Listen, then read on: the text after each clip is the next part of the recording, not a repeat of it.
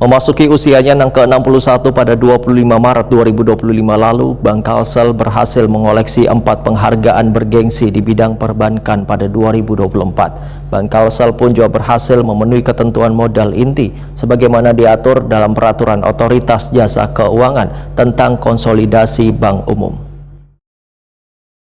Memasuki usianya yang ke-61 pada 25 Maret 2025 lalu, Bank Kalsel berhasil mengoleksi 4 penghargaan bergengsi di bidang perbankan pada 2024, yaitu Top Pembina BUMD, The Second Mobile Banking KBMI 1, The First Best ATM 1, The Second Best Customer Service 1, The Best Performing Bank 2024, Assess 10 hingga 25 triliun rupiah.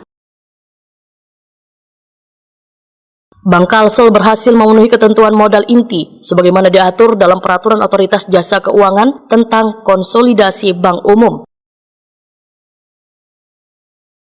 Regulasi ini menetapkan bahwa setiap bank umum wajib memiliki modal inti minimal 3 triliun rupiah sebagai langkah untuk memperkuat struktur permodalan dan mendukung stabilitas sektor perbankan nasional. Pencapaian ini mencerminkan komitmen Bank Kalsel dalam menjaga kepatuhan terhadap regulasi, sekaligus memperkuat daya saing dan keberlanjutan operasionalnya di industri perbankan.